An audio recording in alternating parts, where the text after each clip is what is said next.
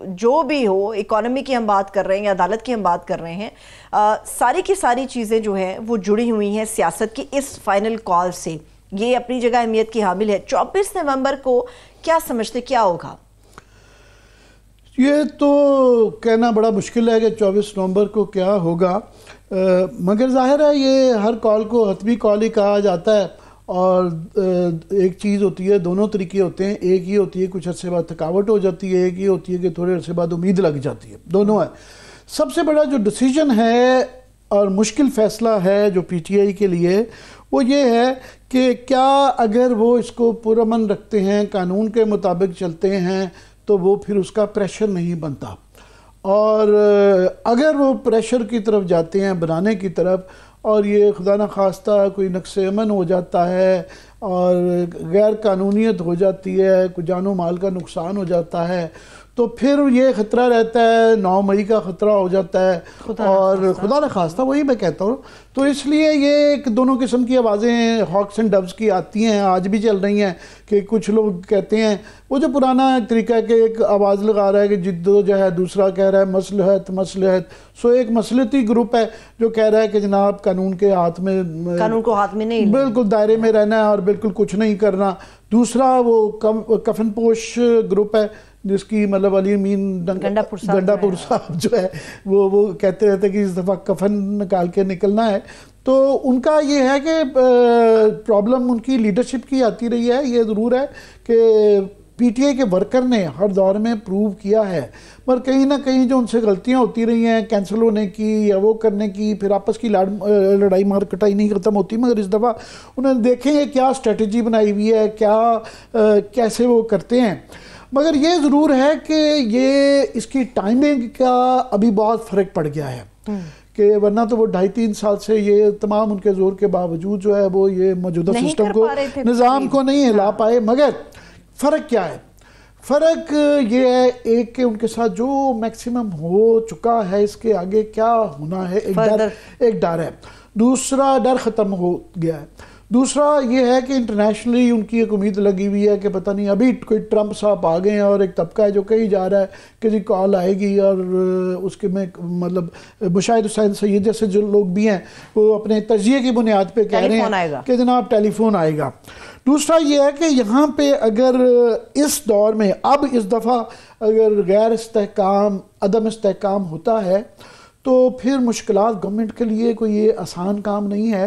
اس کی وجہ یہ ہے کہ جو اکانومی کی صورتحال ہے، کیا اس کے ذریعے جو ہے آلریڈی جو ہے کارخانے بند ہیں، کاروباری طبقہ تنگ ہے، ٹریڈرز تنگ ہیں، عوام تنگ ہے.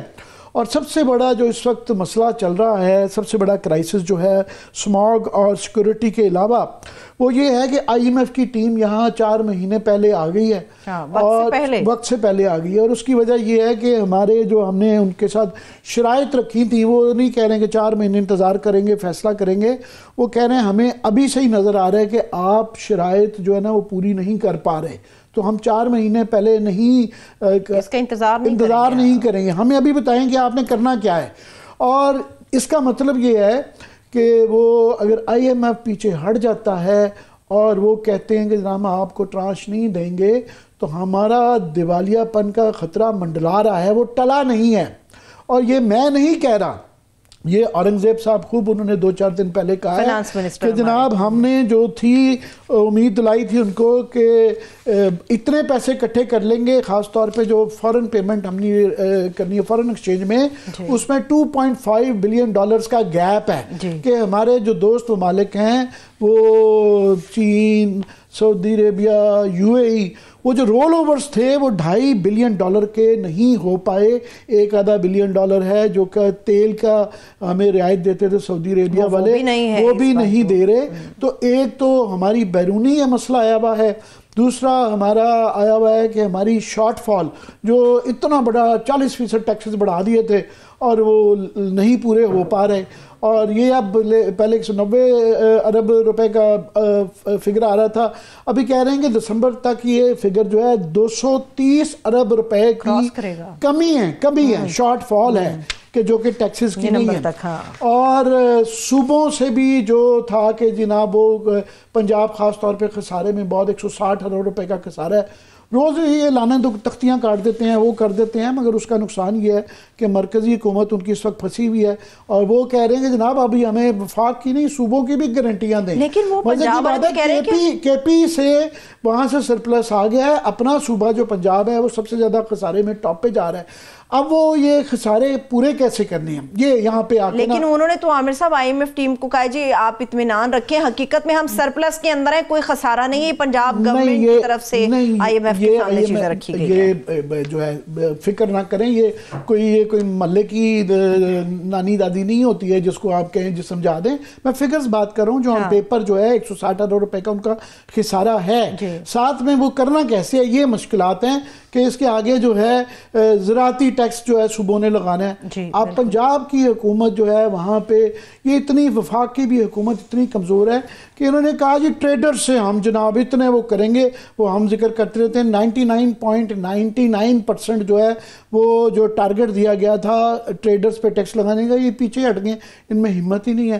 نہ ان سے جو پرائیویٹائز کرنے تھے ادارے وہ پی آئی اے کا جو حال ہوا ہے وہ بھی ڈر گئے ہیں کہ آپ وہ کہتے ہیں کہ آگے اب کرنا کیا ہے, پیسے کیسے پورے کرنے ہیں. ایک تو میں خبر دے دوں کہ جو سلوشن سوچے جا رہے ہیں تو سرکاری ملازم بھائی ہمارے جو بڑے خوش تھے کہ ان کی 20 سے 25% بجٹ کے اندر تنخواہ کا اضافہ کر دیا گیا تھا. تو اس بات پہ ایک پاسبلٹی امکان یہ ہے کہ اس انکریز کو وہ جو بڑھاوا تھا اس کو مؤخر کر دیا جائے. اچھا. یہ سرکاری ملازمین بیچارے جو خوش تھے, اور باقی حالانکہ بڑے تنگ تھے کہ 93% جو پرائیویٹ سیکٹر میں ہیں ان کی نہیں بڑھی, ان کی جتنی مہنگائی بھی نہیں ہے اس سے بھی ڈبل کر دی تھی, مگر سرکاری ہمارے ملازم بیچارے خوش تھے کہ چلو 20 سے 25% بڑھ رہی ہے. تو یہ ایک سلوشن یہ ہے. دوسرا یہ ہے کہ وہ کہیں جا رہے ہیں کہ منی بجٹ نہیں ہے, تو وہ کیسے کریں گے؟